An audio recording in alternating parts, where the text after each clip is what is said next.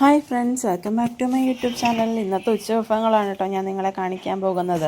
അപ്പോൾ അത് ആ ചോറൊക്കെ അടുക്കി വെച്ചിട്ടുണ്ട്. ഇനി നേരെ അതെടുത്ത് റൈസ് കുക്കറിനകത്തോട്ട് ഇറക്കി വെക്കണം. പിന്നെ ഇന്നലത്തെ സാമ്പാറുണ്ട് കേട്ടോ, അത് ഞാനൊന്ന് തിളപ്പിച്ച് വെച്ചിട്ടുണ്ട്. ഇനിയിപ്പോൾ നമുക്ക് ഉച്ചക്കത്തെ ബാക്കി പരിപാടിയിലോട്ട് കിടക്കാം. അപ്പം ഒരു ഓമയ്ക്ക കഴിഞ്ഞ ദിവസം കയറ്റിയിട്ടുണ്ടായിരുന്നു കേട്ടോ. അപ്പോൾ ഓമയ്ക്ക അരിഞ്ഞിട്ട് തോരനെല്ലാം ഏട്ടനൊക്കെ ഇവിടെ വയനാട്ടിൽ ഉപ്പേരി എന്ന് പറയും കേട്ടോ.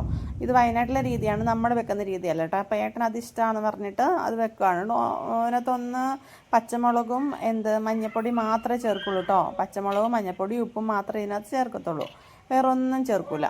അപ്പോൾ അതൊക്കെ നമുക്ക് തോരൻ ഇങ്ങനെ അരിഞ്ഞെടുത്തിട്ടുണ്ട്. പിന്നെ ഇനിയും പ്രത്യേകിച്ച് പണിയൊന്നുമില്ല. കടുക് വറക്കുക, കറിവേപ്പില ഇടുക, മുളകിടുക, പിന്നെ നമ്മുടെ ഈ അരിഞ്ഞു വെച്ചിരിക്കുന്ന ഓമയ്ക്ക എടുത്തിടുക. നമ്മളാണെങ്കിൽ വീട്ടിൽ ഒന്നീ വൻപയറോ അല്ലെങ്കിൽ ചെറുപയറോ അല്ലെങ്കിൽ പയറുകളൊന്നും ഇടാതെയാണെങ്കിലും തേങ്ങ ഇട്ടിട്ടാണ് വെക്കുക.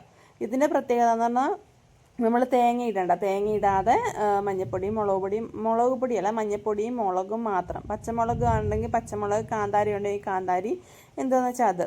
അപ്പം പിന്നെ ഇത് ഇങ്ങനെ തോനെയുണ്ടെന്ന് തോന്നുമെങ്കിലും ഇതങ്ങ് വാടി വരുമല്ലോ. നമ്മൾ ഓമയ്ക്കങ്ങ് അടച്ച് വെച്ച് വേവിച്ച് കഴിയുമ്പോഴത്തേനും വാടി വരും. അപ്പം കുറച്ചേ കാണത്തുള്ളൂ കേട്ടോ. ഒട്ടും വെള്ളമൊന്നും ഒഴിക്കാതെ വേണം വേവിച്ചെടുക്കാൻ വേണ്ടിയിട്ട്.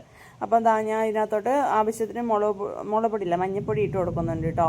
മഞ്ഞൾപ്പൊടിയും പിന്നെ ഉപ്പൂടെ ചേർത്ത് കൊടുക്കുന്നുണ്ട്, വേറൊന്നും നമുക്ക് ചേർത്ത് കൊടുക്കണ്ട. അപ്പം അതുകൂടെ ഇട്ടിട്ട് മഞ്ഞൾപ്പൊടി ഇട്ടിട്ട് ഞാൻ നല്ലപോലെ ഒന്ന് ഇളക്കിയിട്ടിട്ട് വേവിക്കട്ടെ. എനിക്കാണെങ്കിൽ എനിക്ക് തേങ്ങയൊക്കെ ഇട്ടിട്ട് തോരൻ വെക്കുന്നതാണ് ഇഷ്ടം. പയറ് വേണമെന്നില്ല, തേങ്ങയും നമ്മൾ വെളുത്തുള്ളിയും കൂടെ ചതച്ചിട്ടാണ് നമ്മളിവിടെ തോരൻ വെക്കുക. പിന്നെ കുറച്ച് മുളക് പൊടിയും മഞ്ഞൾപ്പൊടിയും ഇടും, അങ്ങനെയാണ് കേട്ടോ നമ്മൾ തോരൻ വെക്കുക. പക്ഷേ ഇത് വയനാടൻ സ്റ്റൈലാണ് കേട്ടോ. വയനാടൻ സ്റ്റൈലൊന്നും എനിക്ക് അറിഞ്ഞുകൂടാ, ഏട്ടൻ്റെ അമ്മയൊക്കെ ഉണ്ടാക്കുന്ന രീതിയാണ് കേട്ടോ ഇത്. പിന്നെ ഞാനാണെങ്കിൽ സോയാബീൻ എടുത്തിട്ടുണ്ടായിരുന്നു. അപ്പോൾ സോയാബീൻ ആണെങ്കിൽ ചൂടുവെള്ളത്തിലോട്ട് ഇടുന്നുണ്ട് കേട്ടോ. അതൊന്ന് തിളച്ച വെള്ളത്തിലോട്ട് തിളച്ചില്ല, വെള്ളം ഒന്ന് തിളപ്പിച്ചെടുക്കണം നമുക്ക്. അപ്പം അല്ലെങ്കിൽ തിളച്ച വെള്ളത്തിലോട്ട് ഇട്ടിട്ട് ഒരു 5 മിനിറ്റ് കഴിയുമ്പോൾ തണുത്ത വെള്ളത്തിലിട്ട് കഴുകിയെടുക്കുക വേണ്ടത്. അപ്പോൾ നമ്മൾക്ക് കുഞ്ഞ് സോയാബീനാണ് കിട്ടിയേക്കുന്നത്, വലിയ സോയാബീൻ അല്ല, അതുകൊണ്ട് മുറിച്ചെടുക്കൊന്നും വേണ്ട. അപ്പോൾ ഞാൻ ഒന്ന് തിളപ്പിച്ചിട്ട് അത് നേരെ കൊണ്ടുപോയി തണുത്ത വെള്ളത്തിൽ ഇടണം കേട്ടോ. തണുത്ത വെള്ളത്തിൽ ഇട്ട് പിഴിഞ്ഞിട്ട് എടുത്തുകൊണ്ട് വന്നതാണ് ഞാൻ. അപ്പോൾ ഇങ്ങനെ കിട്ടിയിട്ടുണ്ട്. നമുക്ക് വലിയതാണെങ്കിൽ നമുക്ക് ചെറുതായിട്ട് കുഞ്ഞതായിട്ട് മുറിച്ചെടുക്കണം. ഇതിപ്പം ചെറുതല്ലേ. അപ്പോൾ ഞാൻ ഇതിന് വേണ്ടി സവാളയും വെളുത്തുള്ളിയും ഇഞ്ചിയൊക്കെ ചതച്ച് വെച്ചിട്ടുണ്ട്, അതുപോലെ തക്കാളി പേസ്റ്റാക്കി എടുത്ത് വെച്ചിട്ടുണ്ട്. ഇനി നമുക്ക് അതിൻ്റെ പ്രിപ്പറേഷനിലോട്ട് കിടക്കാം. അപ്പോൾ വെളിച്ചെണ്ണ ആവശ്യത്തിന് കോരി എടുത്തിട്ടുണ്ട്. അതിനകത്തോട്ട് വലിയ ജീരകമാണ് കേട്ടോ ഞാൻ ഇട്ട് കൊടുക്കുന്നത്. മസാലയ്ക്കകത്ത് ജീരകമില്ല, വലിയ ജീരകവും പിന്നെ കുറച്ച് തേങ്ങാപ്പൂളും ഇട്ടിട്ട് ഒന്ന് വരട്ടിയെടുക്കുന്നുണ്ട്. അതൊന്ന് വരണ്ട് വരുമ്പോൾ നമുക്ക് സവാളയും കൂടെ ചേർത്ത് അതൊന്നിച്ചുണ്ട് ഇട്ട് വരട്ടിയെടുക്കാം കേട്ടോ. വലിയ പാടുള്ള പണിയാണെന്ന് ചോദിച്ചാൽ സോയാബീൻ ഒരുപാട് വേവൊന്നും ഇല്ലല്ലോ, അപ്പം വലിയ പാടൊന്നുമില്ല. പിന്നെ മീനും ചിക്കനും ഒന്നും വേണ്ടാത്തവർക്കും അല്ലെങ്കിൽ ഉപയോഗിക്കാൻ പറ്റാത്തവർക്കാണെങ്കിൽ സോയാബീൻ നല്ലൊരു ചോയ്സാണ്. പിന്നെ അത്യാവശ്യം ഹെൽത്തി ആണല്ലോ. അപ്പോൾ ഒരുപാട് എല്ലാ ദിവസവും കൂട്ടും. പിന്നെ ഏതാണെങ്കിലും എല്ലാ ദിവസവും കൂട്ടുവാണെങ്കിൽ അത്ര നല്ലതല്ല. അതുപോലെ തന്നെ സോയാബീൻ ആണെങ്കിലും എല്ലാ ദിവസമൊന്നും എപ്പോഴും കഴിച്ചുകൊണ്ടിരിക്കുന്നത് അത്ര നല്ലതാണെന്ന് തോന്നുന്നില്ല, പക്ഷെ നല്ല ഹെൽത്തിയാണ്. അപ്പോൾ നമുക്ക് ഇതൊന്ന് വഴറ്റിയെടുക്കാം. കുറച്ചുകൂടി ഉപ്പുകൂടി ഇട്ടിട്ട് വേണം കേട്ടോ ഞാൻ വഴറ്റിയെടുത്തത്. ഇനി അതിനകത്ത് ഇഞ്ചി വെളുത്തുള്ളി ഞാൻ ചതച്ച് വെച്ചിട്ടുണ്ട്, അതോട് ചേർത്ത് കൊടുക്കുന്നുണ്ട്. അപ്പോൾ അതിൻ്റെ ഒരു കളർ വ്യത്യാസം കണ്ടാൽ ഞാൻ ഇത് കുരുമുളക് പൊടിച്ചതിനതാണ് കേട്ടോ ഇത് ഇഞ്ചി വെളുത്തുള്ളി കൂടെ ചതച്ചിട്ടത്, അതാണ് അങ്ങനെ ഇരിക്കുന്നത്. അപ്പോൾ പിന്നെ ഇനിയും അതൊന്ന് വലിയതായിട്ട് വഴണ്ടില്ല, ഒന്ന് ചെറുതായിട്ട് വഴണ്ട് വന്നപ്പം നമുക്ക് പൊടികളായ മഞ്ഞൾപ്പൊടിയും മുളക് പൊടിയും മല്ലിപ്പൊടിയും പിന്നെ ഞാൻ കുറച്ച് ബീഫ് മസാലയില്ലേ അതുകൂടെ ചേർത്ത് കൊടുക്കണം. ഇപ്പം നിങ്ങൾക്ക് ചിക്കൻ്റെ മസാല ഇഷ്ടമെങ്കിൽ ചിക്കൻ്റെ മസാല, അല്ലെങ്കിൽ ബീഫിൻ്റെ മസാല, പിന്നെ മസാലപ്പൊടിയിലെ ഗരം മസാല അതും നമുക്ക് ചേർത്ത് കൊടുക്കാം. അതെല്ലാം ചേർത്ത് കൊടുത്തിട്ട് നമുക്ക് വീണ്ടും അതൊന്ന് മൂപ്പിക്കാം. നമ്മുടെ പൊടികളെല്ലാം ഒന്ന് മൂത്ത് വരണം. ഇവിടെ നല്ല ഇടിയാണ് കേട്ടോ, മഴയില്ല, ഇടി മുഴങ്ങുന്നുണ്ട്. അതിൻ്റെ ഒരു മുഴക്കം നിങ്ങൾക്ക് ഇടയ്ക്കിടയ്ക്ക് എൻ്റെ വോയിസ് ഓവർ കൊടുക്കുമ്പോൾ കേൾക്കുന്നുണ്ടാവും.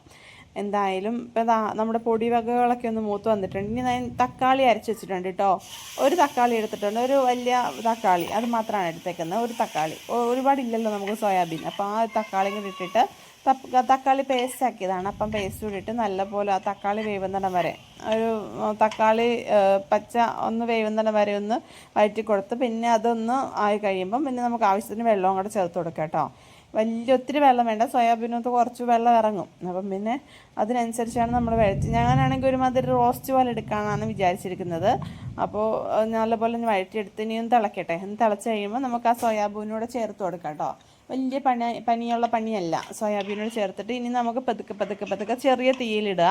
ചെറിയ തീയിലിട്ടിട്ട് നമ്മൾ ബീഫൊക്കെ വഴറ്റിയെടുക്കൂലേ, ബീഫ് വഴറ്റുമ്പോൾ ഒരു കറുത്ത കളറ് വേണമെങ്കിൽ നമുക്ക് കുരുമുളക് ഒരുപാട് ചേർക്കണം. ഇവിടെ 2 കുട്ടീസ് ഉള്ളതുകൊണ്ട് കുരുമുളക് അധികം ഞാൻ ചേർക്കുന്നില്ല.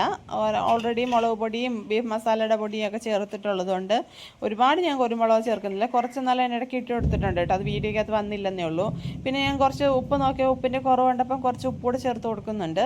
ഇനി നമുക്ക് വഴറ്റി ആ കറുപ്പ് കളർ വേണമെങ്കിൽ ഞാൻ പറഞ്ഞ പോലെ കുരുമുളക് കുറച്ചുകൂടി ഇട്ട് കൊടുത്താൽ നമുക്ക് ആ കറുപ്പ് കളർ കിട്ടും. പക്ഷേ കുരുമുളക് ഞാൻ ചേർക്കാത്തതുകൊണ്ട് ഒരുപാട് കറുപ്പ് കളറൊന്നും എനിക്കായിട്ടില്ല. എന്നാലും അത്യാവശ്യം നല്ല ടേസ്റ്റിൽ തന്നെ കിട്ടിയിട്ടുണ്ടോ കേട്ടോ. പിന്നെ എനിക്കാണെങ്കിൽ ഇവരൊക്കെ പറയുന്നില്ല, വീട്ടിലേക്കകത്ത് പറയുന്നില്ല ബീഫിന് പകരം വേറെ ഇത് സോയാബീൻ അല്ലെങ്കിൽ മീന് പകരം മുട്ട, അങ്ങനൊന്നും എനിക്ക് തോന്നാറില്ല കേട്ടോ. എനിക്കിതൊക്കെ അതിൻ്റേതായ രീതിയിൽ തന്നെ കഴിച്ചേ പറ്റത്തുള്ളൂ. പിന്നെ എന്നാലും സോയാബീൻ അത്ര തന്നെ, സോയാബീൻ റോസ്റ്റ് അത്രേ ഉള്ളൂ കേട്ടോ. അപ്പോൾ എല്ലാവരും ഒന്ന് ട്രൈ ചെയ്ത് നോക്ക്. എല്ലാവരും ഇഷ്ടപ്പെട്ടെങ്കിൽ പറയൂ കേട്ടോ. അടുത്ത വീഡിയോ കാണാം. അതുവരെ tata bye bye, see U.